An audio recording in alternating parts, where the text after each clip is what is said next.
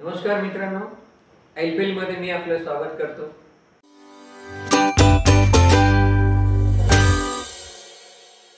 आज माझ्या शेजारी आहेत सेवानिवृत्त कमांडर विनायक आगाशे। यापूर्वी त्यांची IPL वरती गाठभेट झालेलीच आहे। कारगिल वरती त्यांनी बरंच काही माहिती आपल्याला त्यावेळेस दिलेली आहे। कमांडर विनायक आगाशे सर हे नौदलामध्ये कॅप्टन होते। या ठिकाणी बोटींच्या पाणबुडींच्या प्रतिकृती आपल्याला दिसत आहेत ना, त्याचे ते कॅप्टन होते। फार मोठं योगदान दिलेलं आहे आणि त्यांच्या या कार्यकर्तृत्वाचा राष्ट्रपतींनी विशिष्ट सेवा पदक देऊन गौरव केलेला आहे आणि महाराष्ट्र शासनाने त्यांचा सन्मान केलेला आहे। भारताच्या संदर्भामध्ये ज्या काही पूर्वी 3 लढाया झाल्या त्याच्यामध्ये त्यांचे वडील सहभागी होते, ते आर्मीमध्ये होते आणि 71च्या लढाईमध्ये खुद्द आपले कमांडर विनायक आगाशे सर यांचा सहभाग होता। त्यांचे पुत्र, मुलगा आणि सून दोघेही वायुदलामध्ये आहेत। म्हणजे एकूणच राष्ट्रसेवेला जणू काही या परिवाराने वाहून घेतलेला आहे। असे हे राष्ट्रप्रेमी कमांडर विनायकजी यांच्याशी आज मी आलेलो आहे। ते पहलगाम संदर्भामध्ये सिंदूर ऑपरेशन जे चालू आहे त्या संदर्भामध्ये आणि सगळं आपल्या मनाभोवती आपल्या विचारांमध्ये सध्या गेले 15-20 दिवस जवळपास महिनाभर हाच एक विषय सगळ्यांच्या मनात आहे की हे सगळं काय चाललेलं आहे, कसं चाललेलं आहे, त्याचे अनेक कंगोरे आहेत। हा विषय फार मोठा किचकट आहे। पहलगाम नंतरच्या ज्या काही घटना घडलेल्या आहेत त्या संदर्भामधला हा सगळा विचार विनिमय आम्ही या ठिकाणी करणार आहोत। ते आपल्याशी या संदर्भात सविस्तर बोलतीलच। तर मी आपलं IPL वरती विनायकजी खूप मनापासून स्वागत करतो। तुम्ही मला पुन्हा एका चांगल्या विषयावर बोलण्यासाठी वेळ दिलेला आहे आणि या विषयाची तुम्ही खूप निगडीत पण आहात, कारण सतत या म्हणजे सैन्य दलात जी माणसं आहेत त्यांना सतत हे युद्ध वगैरे हे सगळे म्हणजे त्याच्याभोवती तुमचे सगळे विचार चालू असतात आणि या विचार मंथनामधून आपण जे काही सांगणार आहात। तर पहिला असा माझा प्रश्न आहे की हे जे पहलगामची घटना घडलेली आहे तर ही नेमकी पूर्वनियोजित होती का याच वेळेस ती कशी काय घडली, त्याच्या मागचे काय नेमकं कारण? मला वाटतं की पहलगाम हे 21-22 एप्रिलला काहीतरी झालं। त्याच्या मागे 2 कारणं असावीत असं मला वाटतं। आता पाकिस्तानची सध्याची आर्थिक स्थिती अतिशय खराब आहे। म्हणजे ते त्यांच्याकडे 1 महिना पुरेल एवढं सुद्धा फॉरेन एक्सचेंज नाही आहे। ते IMF, international monetary fund, America, चीन, सौदी अरेबिया, कतार यांच्याकडे अक्षरशः भीक मागत फिरत आहेत। बरं, त्यांची स्वतःची जनता अतिशय अस्वस्थ आहे, कारण महागाई एका प्रचंड पराकोटीला गेलेली आहे। लोकांचं नॉर्मल जीवन, नागरी जीवन अतिशय खडतर झालेलं आहे। बलुचिस्तान हा जो एक त्यांचं राज्य आहे, बलुचिस्तान हे पाकिस्तानचं सगळ्यात मोठं राज्य आहे। तिथे ते स्वतंत्र होऊ पाहत आहेत। नंतर बलुचिस्तान लिबरेशन आर्मी यांनी पाकिस्तानची एक सबंध ट्रेन त्यांनी पळवून घेऊन गेले। त्यांचे अनेक सैनिक त्यांनी मारले। अफगाणिस्तानमधले तालिबान त्यांच्या विरुद्ध आहे। सिंध प्रांतामध्ये अराजक आहे। म्हणजे सर्व प्रकारे पाकिस्तान हे खिळखिळीत राज्य झालेलं आहे। तिथे कोणत्याही प्रकारची सरकार आणि व्यवस्था ही राहिलेली नाही। अशा वेळेस त्यांनी हे नवीन एक अडचण स्वतःला का उठवून काढावी हा एक मोठा प्रश्न आहे। आता ह्याची 2 कारणं अशी की पाकिस्तानचा सध्याचे जे आर्मी चीफ आहे ते अतिशय धर्मांध आहे। त्यांचं सबंध शिक्षण हे मुसलमानांच्या कोणत्या शाळा असतात त्याला काय म्हणतात, मदरसामध्ये झालेलं आहे। त्यांचं संबंध शिक्षण मदरसाच्या बॅकग्राऊंडवर ते आहेत। म्हणजे तुम्ही विचार करू शकता की त्यांची मानसिकता कशी असेल आणि अत्यंत महत्त्वाकांक्षी आहेत। तर पाकिस्तानच्या जनतेला दुसऱ्या ठिकाणी कुठेतरी त्यांचं लक्ष केंद्रित करण्यासाठी त्यांना काहीतरी कारण पाहिजे होतं आणि पाकिस्तान हा देश द्वेषातून निर्माण झालेला आहे। हिंदूंच्या अगेन्स्ट द्वेष आणि हिंदुस्थानच्या विरुद्ध द्वेष ह्याच्यातून तो निर्माण झालेला देश आहे. आणि ही सगळ्यात सोपी गोष्ट आहे की हिंदू मुसलमान द्वेष निर्माण केला की पाकिस्तानमधल्या सगळ्या जनतेचं लक्ष त्याच्याकडे जातं. हे एक कारण असू शकेल. आणि दुसरं कारण म्हणजे अमेरिका आणि चायना यांच्यामध्ये टॅरिफ वॉर जे सध्या चालू आहे त्याच्या कॉन्सिक्वेन्स ऑफ दॅट, त्याचा रिझल्ट असा होईल की चायनामधल्या बऱ्याच आंतरराष्ट्रीय कंपन्या ज्या आहेत त्या चायनामधून बाहेर येत आहेत आणि त्या सगळ्या भारतात येणार. भारत आणि चायना हे एकमेकाशी प्रतिस्पर्धी आहेत, कॉम्पिटिटर्स आहेत. आणि अशा वेळेस या सगळ्या मोठ्या कंपन्या चायनातून येऊन जर भारतात आल्या तर भारताची प्रगती अजून वेगाने होईल. त्यांच्याकडे एम्प्लॉयमेंटचा प्रॉब्लेम तयार होईल चायनामध्ये.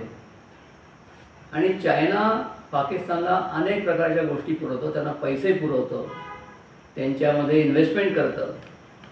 तर चायनालाही असं वाटत असेल की आपण काहीतरी करून भारताची प्रगती थांबवावी, कारण ते भारत आणि चायना हे आज कॉम्पिटिटर्स आहेत, प्रतिस्पर्धी आहेत सर्व बाबतीमध्ये. तर चायनाने त्यांना सांगितलं असेल की भारताला अशा लढाईमध्ये गुंतवा की जी लढाई काही वर्ष चालू राहील. म्हणजे जसं इस्रायल आणि पॅलेस्टीनची लढाई चाललेली आहे गाझा पट्टीवर, किंवा युक्रेन आणि रशियाची चाललेली, ती आज 3 वर्ष झाली लढाई चालली. त्यामुळे प्रचंड नुकसान होतं, कोणत्याही प्रकारची प्रगती होऊ शकत नाही, फक्त अधोगती होऊ शकते. तर चायनाने पाकिस्तानला म्हणजे या असी मुनीर, हा जो त्यांचा आर्मी चीफ आहे, त्याला मुनीरला सांगितलं असेल आणि त्यांनी हे घडवून आणलं असेल. ही दोन कारणं मला पहलगामच्या जी काय घटना झाली त्याच्या मागे असावी असं मला वाटतं. आता सर, पण हे तसं अगदी त्यांच्या दृष्टिकोनातून ही घटना घडवणं हे तसं त्यांना अगदी किरकोळ वाटत असेल, पण आपल्या बाजूने मात्र आपण ऑपरेशन सिंदूर फार सुंदर नाव दिलेले मोदींनी त्यांना या ऑपरेशनला. तर यामागे केवळ अक्षरशः अगदी कमी अवधीत या 9 ठिकाणावरती आपण महत्त्वाचे हल्ले केलेले आहेत. हे सगळं कसं काय जमवून आणलं? म्हणजे या 3 दलांनी तर फार मोठी कौशल्य दाखवलं. म्हणजे या ऑपरेशन सिंदूरचं नेमकं वैशिष्ट्य लोकांपर्यंत कसं काय आपल्याला सांगता येईल? या लढाईमध्ये केवळ आर्मी, नेव्ही, एअरफोर्स हे जे मुख्य chiefs of army, chief of navy, chief of air staff यांच्या व्यतिरिक्त national security adviser, ministry of external affairs, ministry of telecommunication, ISRO, DRDO या सर्वांचं अतिशय उत्तम अत्याधुनिक तंत्रज्ञान त्यांनी अतिशय उत्तम सहकार्य होतं. आणि या प्रत्येकाचा या लढाईशी पूर्णपणे सहभाग होता त्याच्यामध्ये. हे त्याचं एक वैशिष्ट्य आहे. दुसरं म्हणजे it can be term as A technological war. म्हणजे या संबंध लढाईमध्ये चांगला शब्द टेक्नॉलॉजी, या टेक्नॉलॉजीचा उपयोग अतिशय उत्तम प्रकारे झालेला आहे. आणि LOC क्रॉस न करता या सगळ्या जे आपण यांच्या ज्या स्ट्राईक्स केले, प्रिसिजन स्ट्राईक्स, म्हणजे तुम्ही विचार करा जिथे अनेक बिल्डिंग्ज आहेत त्यामध्ये एक तर माहिती करून घ्यायची की हे टेररिस्ट लोकांची कोणती बिल्डिंग आहे, ते तिथे कोणत्या वेळेला तिथे राहतात, आणि कोणत्या एवढ्या सगळ्या गर्दीच्या गावामधल्या एका बिल्डिंगला मारणं हे ते सुद्धा सीमेच्या पलीकडून. किती तुम्ही विचार करा किती अवघड आहे. तर हे सर्व आपण करून आणलं. त्यासाठी आपण जवळजवळ 15-20 दिवस थांबलो. म्हणजे आपण अटॅक केला तो 7 मेला केला. 21 एप्रिलला पहलगाम झालं आणि 6 मेला 6 आणि 7च्या रात्री रात्री आपण हा अटॅक केला. म्हणजे आपण हे सगळं अतिशय व्यवस्थित विचार करून आणि म्हणजे आपल्या भाबड्या लोकांना वाटायचं की दुसऱ्या दिवशी लगेच हल्ला केला पाहिजे, पण तसं काही त्याच्या मागचं धोरण फार वेगळं होतं. नाही, अतिशय विचारपूर्वक. कारण हे सगळ्याचा विचार पंतप्रधानांनी नक्कीच केला असेल की आपल्याला ही लढाई मोठ्या प्रमाणावर आणि लांबवर चालेल अशी आपल्याला नको आहे. कारण त्याच्यामध्ये पाकिस्तानचं काहीच नुकसान होणार नाही. कारण पाकिस्तानमध्ये डिस्ट्रॉय करण्यासारखं काही फारसं नाही आहे. आणि जर लढाई लांबली तर भारताचं नुकसान जास्त आहे. तर we wanted to keep this war as required, minimum required. आणि we did not want to escalate it. कोणत्याही प्रकारे की तिचा व्यापक होणार नाही याची आपण काळजी घेतली. आणि आपण हे जगाला दाखवून दिलं की कुठलेही विध्वंसक न करता. त्याला म्हणतात कोलॅटरल डॅमेज.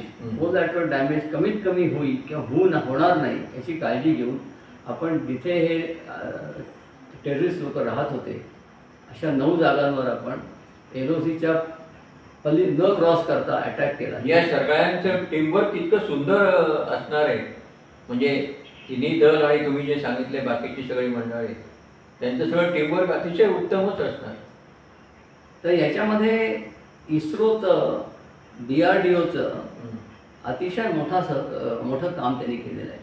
म्हणजे त्यांनी लढाईचं इक्विपमेंट नाही बनवलं, पण दे वर फोर्स मल्टिप्लायर. म्हणजे जो काही फोर्स शस्त्रांमध्ये होता ते अनेक पटीने त्यांनी वाढवून दाखवलं. आणि त्याचं कारण म्हणजे इस्रोनी असे 4-5 सॅटेलाइट्स पाकिस्तानवर केंद्रित केलेले होते. आणि त्यांच्यामुळे आपलं जे कम्युनिकेशन असतं ते कोणत्याही शत्रूला कळता कामा नाही. यासाठी आपल्याकडे एक सिस्टीम आपण तयार केली होती सिक्युअर कम्युनिकेशनसाठी. कोणत्याही प्रकारचे जे एकमेकाला जे संदेश देण्यात येतात ते कोणतेही दुसरा देश ला कळणार नाही अशा प्रकारची ती सिस्टीम होती. विलक्षण गुप्तता पण. हां. नंतर एक व्हेरी हाय रेझोल्युशन म्हणजे आपल्याला जे इमेज मिळते तिचं रेझोल्युशन अतिशय उत्तम होतं. म्हणजे किती उत्तम होतं तर एवढ्या बिल्डिंगच्या पसाऱ्यामध्ये नेमक्या बिल्डिंगच्या दारावर मिसाईल मारणं हे तुम्ही विचार करा किती त्यासाठी ॲक्युरसी लागेल. तर एक आपल्याकडे कार्टोसॅट नावाचा एक सॅटेलाईट आपण तिथे ठेवलेला आहे की डिजिटल मॅपिंगसाठी. Digital mapping of all enemy टार्गेटच्यासाठी कार्टोसॅट आपण तिथे ठेवलं आहे. एक RI सॅट म्हणजे रेझोल्युशन करण्यासाठी. म्हणजे ती इमेज जी आपल्याला मिळते ती म्हणजे जर आत्तापर्यंत जे काही तंत्रज्ञान होतं त्याच्यामध्ये जर ढग आले किंवा रात्र असेल तर ते आपल्याला व्यवस्थित पिक्चर मिळायचं नाही. तर या रिसॅटमुळे ढग असले, अंधार असला, रात्र असली तरीसुद्धा आपण ते क्लिअर इमेज घेऊ शकतो.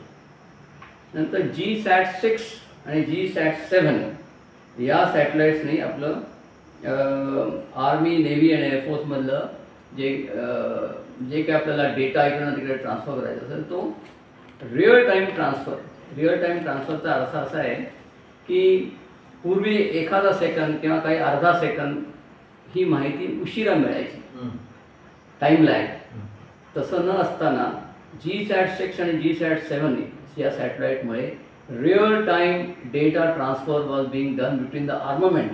म्हणजे जे मिसाईल आपल्याला झाडायचं आहे ते मिसाईल शेवटपर्यंत ही माहिती, टार्गेटबद्दलची माहिती त्या मिसाईलला मिळत होती. आणि त्यामुळे अजून एक आहे IRNSS NavIC system. NavIC system म्हणजे यांनी ही जी सिस्टीम आहे ती आता सध्या सगळ्या लोकांना GPS ही सिस्टीम माहिती आहे. आपण GPSच्या आणि इकडे जातो तिकडे जातो, सगळं आपल्याला पत्ता कोणाला विचारायला लागत नाही. But it gives you error of 20 metres, 15 metres, 10 metres. तर ही जी आपली सिस्टीम आहे ही GPS-पेक्षा कितीतरी पटीने चांगली आहे. म्हणजे फॉर लोकेटिंग, फॉर टार्गेटिंग, हम्म. फॉर ट्रॅकिंग हम्म. आणि for giving the final stage of attacking he system काम करते. तर या प्रकारे फोर्स मल्टिप्लायरचं जे काम आहे ते आपल्या सायंटिस्ट लोकांनी फार उत्तम प्रकारे केलं. नक्कीच, नक्कीच. आणि हे जे ड्रोन्स आहेत आता ही संबंध वॉरफेअरच, आता ही वॉरफेअरचं स्वरूपच लढाईचं स्वरूपच बदलून गेलं आहे, ज्यामुळे की ड्रोन्सचा उपयोग इतका उत्तम प्रकारे केला. आणि तुम्हाला आश्चर्य वाटेल की ही जी कंपनी आहे ही आपल्या नवी मुंबईमध्ये हे ड्रोन्स तयार करते. बर आणि ती सगळे तरुण सायंटिस्ट आहेत. बरं. IIT पवईमधले 4 त्यांना मुलं नाही म्हणता येत, they are about 30 years plus असे हे लोक तरुण आहेत. आणि अतिशय कष्टाने गेल्या काही वर्षातच त्यांनी हे ड्रोन तयार केलेले आहेत. आणि ते ड्रोन आपण यावेळेस वापरले आणि they have been found battle worthy. म्हणजे जेव्हा एखादं इक्विपमेंट आर्म फोर्सेसला देण्यात येतं त्याच्यासाठी त्याच्या ट्रायल्स चालतात, अनेक प्रकारच्या ट्रायल्स असतात. आणि बॅटल वर्दी इक्विपमेंट ह्याच्यासारखं दुसरं क्रेडिबिलिटी किंवा क्वालिफिकेशन असू शकत नाही. तर या मुलांनी, या तरुण मुलांनी हे जे ड्रोन्स तयार केले आपल्या जवळ नवी मुंबईमध्ये तयार केलेले, तयार करणारी कंपनी आहे. आणि they have got this success. आणि नाव इट विल वर्क. तर या ऑपरेशन सिंदूरनी लढाईचं नवीन तंत्रज्ञान, लढाईचं तंत्रज्ञानच शैली बदललं. सगळी बदलली. आता हा जो प्रश्न आहे म्हणजे युद्धाचा किंवा युद्ध सदृश्य परिस्थितीचा, आधीच्या प्रश्नाचं एक उत्तर राहिलं आहे. बोला. म्हणजे तुम्ही की ह्याच्या आधी स्टेट ॲक्टर्स आणि नॉन स्टेट ॲक्टर्स हा एक प्रश्न असायचा. म्हणजे पाकिस्तान नेहमी सांगायचं किंवा हे काही आमचे लोक नाही, हे टेररिस्ट लोक आहेत, त्यांचा आम्हाला पण त्रास होतो, तर आम्ही काही ह्याच्यामध्ये आमचा काही संबंध नाही. पण हे आपल्याला पूर्णपणे माहिती होतं की यांचं सगळ्या प्रकारचं लॉजिस्टिक्स म्हणजे जैश ए मोहम्मद आहे, नंतर ते जैश ए मोहम्मद, लष्कर ए तैयबा असे पुष्कळ लोक आहेत. TRF म्हणून आहे, द रेजिस्टन्स फ्रंट म्हणून. ही सगळी वेगवेगळी नावं आहेत पण बेसिकली दे आर सेम. आणि they were being given all kind of logistic support by Pakistan state. Pakistan सरकारचं त्यांना त्यांच्या मदतीने सगळं काम करायचं. पण सांगताना ते लोक म्हणायचे की आमचा यांचा काही संबंध नाही. म्हणजे state as Pakistan state has not done anything. We are all non state actors. आता हा फरक मोदींनी संपून टाकला. त्यामुळे की त्यांनी ही घोषणा केली की any act of terror will be taken as a act of war by the country, by Pakistan. या एका वाक्याने पुढचं सगळं काही आता बदललेलं आहे. आत्तापर्यंत हे ते non state actor, state actor, मुंबईवर एवढा हल्ला झाला, एवढे शेकडो लोक मेले, हजारो लोकांचे कायमचे ते दुखापत झाली, त्यांना कायमचे हात पाय गेले. आणि ते म्हणे की तुम्ही आम्हाला ते डोसियर धाडा, तुमची आम्ही चेक करू. पठाणकोट एअरपोर्टवर हल्ला झाला, ते म्हणे की आमचा याच्याशी काही संबंध नाही. तर मोदींनी इतक्या मोठेपणा दाखवला की ठीक आहे, तुमची जी संघटना आहे की जी याच्यामध्ये तपास करते त्यांना इकडे येऊ दे, आम्ही त्यांना दाखवू काय काय झालं आहे. म्हणजे पठाणकोट एअरबेसच्या तपासणीसाठी आम्ही पाकिस्तानला परवानगी दिली. खरं म्हणजे ही हे मोठी गोष्ट आहे. पण आम्ही त्यांना बोलवलं की काही हरकत नाही, तुम्हाला चौकशी करताय ना तुम्ही, तुमच्या चौकशीमध्ये आम्ही तुम्हाला मदत करू.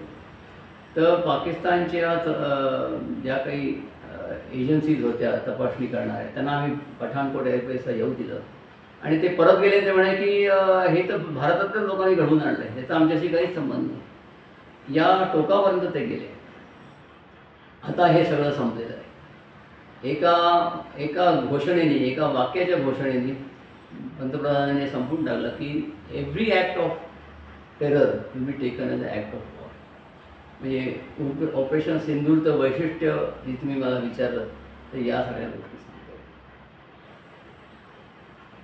तर म्हणजे सर्व लोकांना प्रश्न असाच पडतो की पाकिस्तानला एवढं कळत नाही का, जे कोणी त्यांचे शासनकर्ते आहेत किंवा कमांडर वगैरे सगळे जे सैन्याचे प्रमुख आहेत, की या दहशतवाद्यांना जर आपण जवळ केलं तर आपल्या देशाचंच नुकसान आहे, हे त्यांना साधा कळत नाही. साधा प्रश्न किंवा याची उकल त्यांना होत नाही. असं आहे की याच्या मागे म्हणजे नेमकं आर्थिक कारण, राजकीय कारण, धार्मिक कारण असंच. एक आणि भौगोलिक प्रश्न तेवढा आता हे नाहीये, पीओकेचा थोडाफार आहे. सुरुवातीपासून पाकिस्तानच्या निर्मितीपासूनच हा देश द्वेषावर आधारित असल्यामुळे त्यांची कोणत्याही प्रकारची प्रगती झाली नाही. आणि त्यांनी ते आधी नॅटोच्या त्यांनी मदत घेतली, म्हणजे कोणाचं तरी हस्तक होऊन काम करणं हेच त्यांनी ठरवलं. आणि भारतद्वेष आणि हे त्यांचं मुख्य जिवंत राहण्याचं कारणच त्यांचं भारतद्वेष होतं. त्यामुळे त्यांनी असे ज्या काही प्रकारे आणि त्यांनी फक्त इमिडिएट गोष्टीचा विचार केला, लॉंग टर्म प्रगती ह्याचा विचारच नाही केला. आपल्याला कोणी पैसे देतं तर लगेच त्याच्यावर आता त्यांचं त्यांनी कधी अमेरिकेची मदत घेतली, कधी मुसलमान देश जे आहेत त्यांची मदत घेतली, कधी आता चायनाची मदत घेतली. तर ते are always living on somebody's help. कोणीतरी आम्हाला आमच्या कठीण परिस्थितीतून आम्हाला बाहेर काढावं यासाठी त्यांचे सगळं. आणि शत्रुत्व, भारताशी शत्रुत्व हे एकमेव त्यांचं देशाचं ऑब्जेक्टिव्ह आहे. आता हा जो प्रश्न आहे भारत पाक मधला पीओकेचा आहे किंवा इतर जे आहे, तर हे असं सर्वसामान्य म्हणजे पुन्हा मी परत त्या आपल्यासारख्या बाबड्या जनतेचाच प्रश्न मांडतोय की एकदा तर पाकिस्तानला संपूर्ण टाका म्हणजे प्रश्न मिटतील असा विचार. आता हा आंतरराष्ट्रीय पातळीवर हा विचार काही बरोबर नाही, पण आपल्याला वाटतं की एकदा काय पाकिस्तानला काय संपूर्ण टाका म्हणजे अगदी मोकळे व्हावं. तर असं होऊ शकेल का, किंवा हा प्रश्न किती दिवस चालणार आहे? असं आहे की पाकिस्तानला संपून टाका म्हणजे नेमकं काय करायचं. म्हणजे कोणतीही लढाईची सुरुवातीला लढाईचं ऑब्जेक्टिव्ह ठरवायला लागतं. आपलं ऑब्जेक्टिव्ह काय. या पहलगामच्या ह्याच्यामध्ये किंवा त्याच्या आधी आपलं ऑब्जेक्टिव्ह होतं की टेररिझमचा आपण रिमोट करायचा, हे ऑब्जेक्टिव्ह होतं. खरंच आता पाकिस्तानला संपून टाका, तिथले निरपराध लोक सुद्धा तर म्हणजे तुम्ही विचार करा नेमकं काय करायचं आहे तुम्हाला. तिथे त्यांची 30 कोटी लोकसंख्या आहे. 30 कोटी लोकसंख्या संपवायची आहे का, हे आपल्या भारतीय मनोवृत्तीमध्ये नाही आहे. दुसरी त्याच्या संबंध बेचिराग करून टाका. पण तुम्ही विचार करा, बेचिराग केल्यानंतर पुढे काय. भारतावर ब्रिटिशांनी राज्य केलं, तुम्ही त्याच्याकडून थोडं शिकलं पाहिजे. भारतावर त्यांनी राज्य केलं म्हणजे इथल्या प्रत्येक रस्त्यावर प्रत्येक ठिकाणी गोरा माणूस आला का ब्रिटनहून, त्यांनी भारतातल्या लोकांकडून हे भारताचं राज्य चालवलं. इथले पोलीस भारतीय होते, इथली न्याय व्यवस्था भारतीय होती, इथली ब्युरोक्रेसी भारतीय होती, इथल्या शाळेतले शिक्षक भारतीय होते. त्यांनी भारतावर राज्य केलं म्हणजे तिथला काही प्रत्येक गोरा माणूस इथे रस्त्यावर पाहायला येत नव्हता. तर राज्य संपून टाका म्हणजे काय करायचं. तुम्ही विचार करा, संपून टाका, त्या पाकिस्तानला बेचिराग केलं, मग पुढे काय. तर हा अतिशय शॉर्ट टर्म विचार आहे. जर तुम्हाला एखाद्या ठिकाणाचं जर सत्ता संपादन करायची असतं, तिथल्या लोकल लोकांकडून तुम्ही ती करून घ्यायची असते. इंग्लंडसारख्या छोट्या देशांनी, अतिशय छोट्या देशांनी, त्यांची लोकसंख्या किती असेल, त्यांनी संबंध जगावर राज्य केलं. पण जगावर राज्य केलं म्हणजे काय, तिथे त्यांनी ताब्यात घेतला का, होते सगळ्या ठिकाणी पहारेकरी नेमले का, तर त्या देशातल्या लोकांकडून त्यांनी ते देश चालवला. आणि फक्त एक व्हॉइसरॉय तिकडे असायचा. व्हॉइसरॉयमध्ये रिप्रेझेंटेटिव्ह ऑफ द किंग और क्वीन ऑफ इंग्लंड. बरोबर. बाकी सगळा देश भारतीयांनी चालवला. इथे जे काही तुम्ही म्हणता अन्याय केला, आमच्यावर आम्हाला खूप त्रास दिला, आमची खूप एक्सप्लॉयटेशन केली, आमचे पैसे तिकडे घेऊन गेले. पण कोण करत होतं? आमच्याच लोकांकडून त्यांनी करून घेतले. तुम्हाला जी मारहाण केली ती काय गोऱ्या माणसांनी येऊन नाही केली, भारतीय पोलिसांनीच केली. त्यांची आर्मी सुद्धा सगळे भारतीय होते. देश ताब्यात घ्यायचा म्हणजे असं करायला लागतं. तिथे काही सगळ्या देशाला करायचं नसतं. त्यांनी तुमचं काय होणार आहे? आणि हीच गोष्ट इज ॲप्लिकेबल टू LOC. मी LOC ताबडतोब घेऊन टाका. LOCचा तिथला जो भूभाग आहे त्याची थोडीफार माहिती असणं आवश्यक आहे. LOCचा हा जो भूभाग आहे हा अतिशय डोंगराळ आहे. तिथे झाडं सुद्धा तुम्हाला दिसणार नाहीत. जे काही लोक लडाखला जाऊन आलेले आहेत, लडाखसारखा तो भाग आहे. म्हणजे उंच उंच पर्वत राशी आहे. तिथे दोन्ही म्हणजे टेम्परेचर खाली पण खूप जातं आणि वर म्हणजे उन्हाळा पण खूप असतो, हिवाळा पण खूप असतो. तिथे कोणते वनस्पती फार कमी प्रमाणात आहेत, अगदी थोड्या आहेत. तर अशा भूभाग ताब्यात घ्यायचा म्हणजे काय करायचं? तुम्ही तो संपून टाका भूभाग, ताब्यात घ्या, असं नाही होऊ शकत. You have some long term objective, याचा mid term objective and short term objective, असं काम करायचं. मुख्य म्हणजे आतंकवाद संपवण्यासाठी आपल्याला काहीतरी केलं. कोणतीही गोष्ट आता हे त्यासाठी आपण it's a long term objective for us that we should take back our LOC.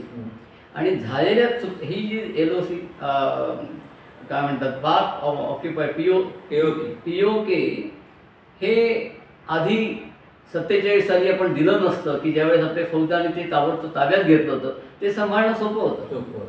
पण आज गेले 70 वर्ष POK इज बिंग गव्हर्न. ज्या प्रकारे गव्हर्निंग चाललंय ते पाकिस्तानने केलं. तिथले लोक सुद्धा त्यांच्या प्रकारच्या विचारांमध्ये ते आहेत आणि त्यांची सुद्धा तिथे सुद्धा असतील तर ते कट्टरच असतील. तर नुसतं तिथे बॉम्बिंग करून ताब्यात घेणं म्हणजे सगळ्या आर्मीने तिथे जाऊन पहारा द्यायचा का? असं नाही होऊ शकत मला वाटतं. नाही, मग हा प्रश्न पुढे काय असं साधारण काय सांगता येईल आपल्या या मुलाखतीच्या समारोप करताना? तुम्ही फार चांगले काही मुद्दे मांडले. दुसरा गोष्ट अशी की पाकला संपून टाका, याच्यामध्ये पाकचं नुकसान तर काही फार नाही होणार. पण या संबंध लढाईमध्ये थोडंफार तरी पाकिस्तानने हल्ला करून आपल्या काही नुकसान, आपल्याकडे हल्ला होऊन नुकसान खूप होईल, खूप प्रचंड होईल. आणि आमचं जे लक्ष आहे ते पाकिस्तानला ह्याच्या आमची स्वतःची आर्थिक प्रगती कशी करायची. आमच्या इथल्या लोकसंख्येला 80 कोटी ते तरुण, आपल्याकडे 80 कोटी तरुण लोक आहेत. 80 कोटी तरुण लोकांच्या ज्या आकांक्षा आहेत त्या पूर्ण करायच्या आहेत. देशाला आहे त्या परिस्थितीतून, आर्थिक परिस्थितीतून वर न्यायचं आहे, हे आपलं ध्येय आहे. त्यांचं ध्येय काय? तर अशा वेळेस पाकिस्तान संपवून टाका, POK ताबडतोब ताब्यात घ्या, हे म्हणणं चुकीचं आहे. त्यासाठी ते आपलं लॉंग टर्म ऑब्जेक्टिव्ह जरूर आहे. पण ते इमिजिएट घेण्यासाठी काही काय म्हणतात त्याला फील्ड वर्क करणं आवश्यक आहे. ते आपण ओव्हर द इयर्स करू.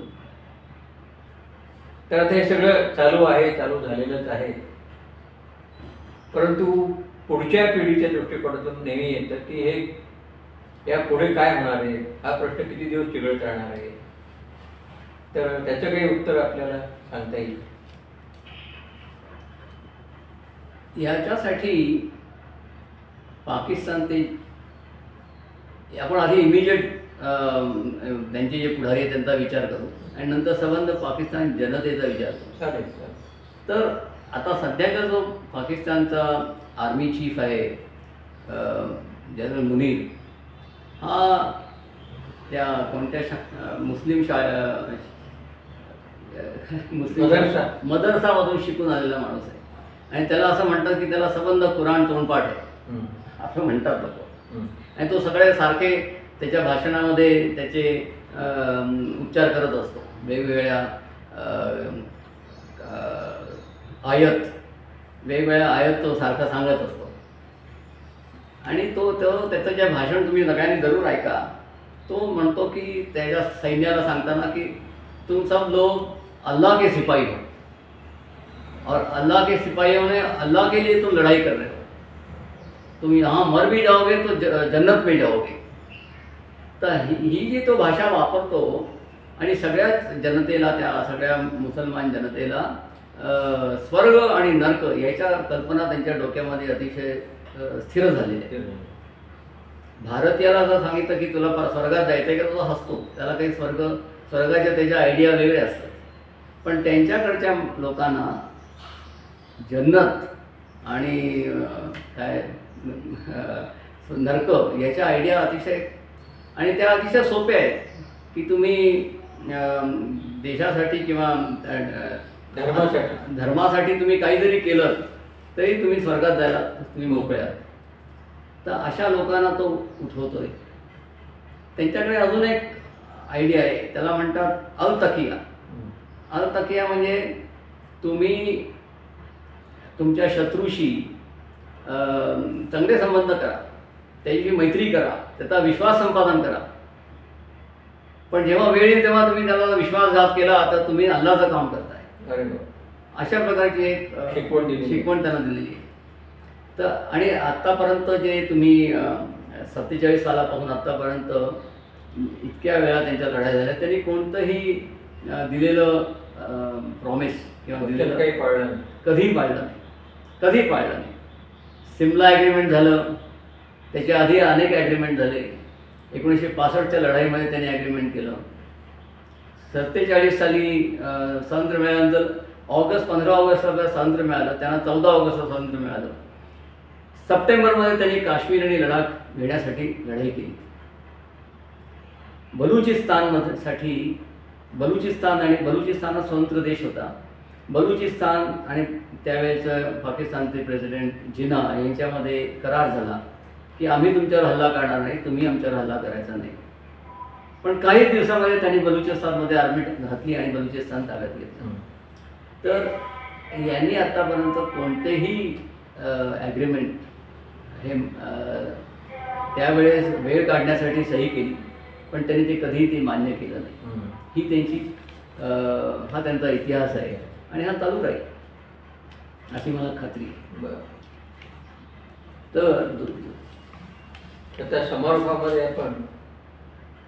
समारोपामध्ये सांगण्यासारखं पुष्कळ आहे की आता युनायटेड स्टेट्सच्या यापुढे काय याच्यामध्ये युनायटेड स्टेट्सचे प्रेसिडेंट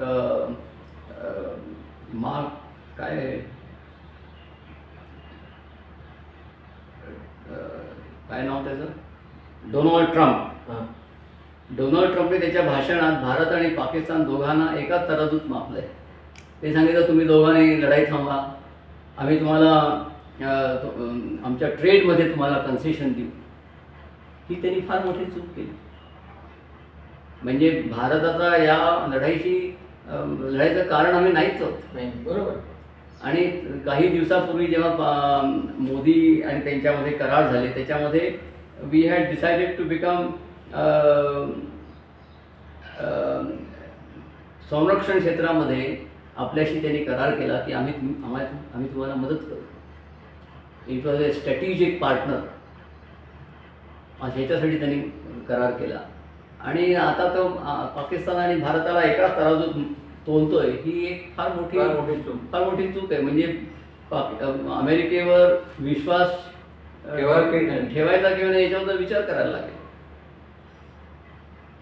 आता म्हणजे त्याच्यामुळे भारत आत्मनिर्भरतेवर जास्त लक्ष केंद्रित करेल आणि संरक्षण क्षेत्रामध्ये आपण दुसऱ्या देशांशी संबंध ठेवण्यासाठी आपण आता प्रयत्नशील राहू.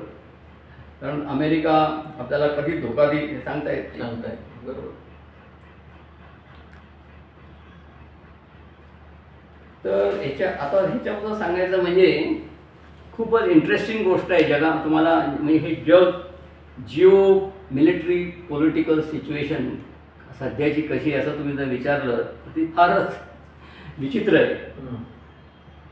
सध्या भारत आणि पाकिस्तान हे एकमेकाचे शत्रू आहेत, काही डाऊट नाही. आणि भारत आणि चायना हे एकमेकाचे कॉम्पिटिटर्स आहेत.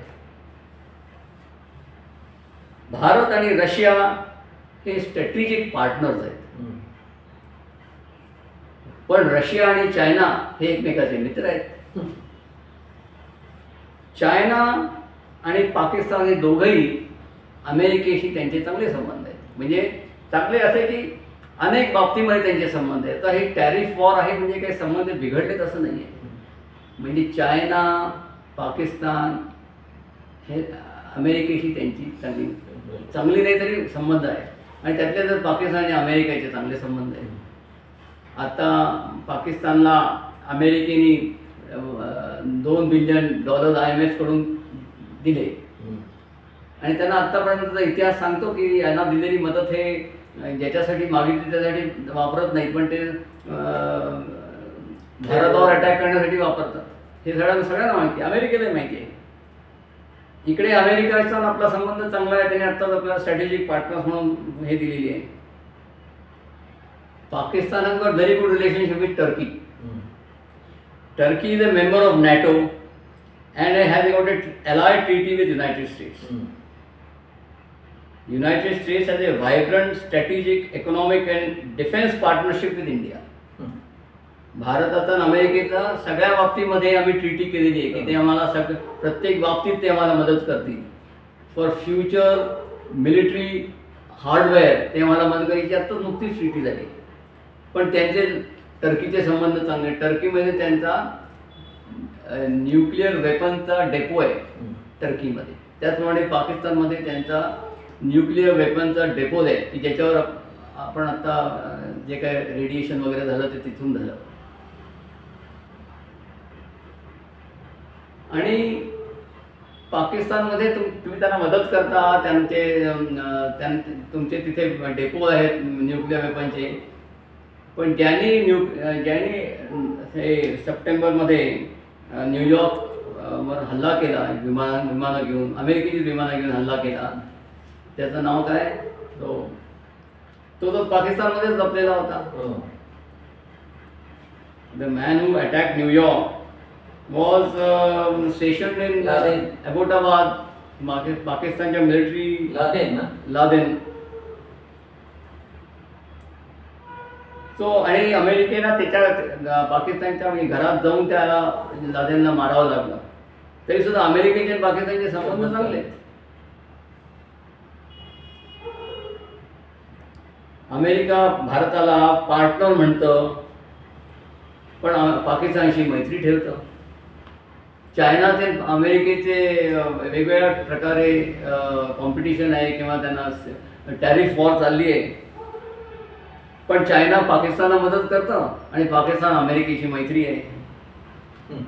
एकूणच हे सगळं म्हणजे हे जे काय मला मी आता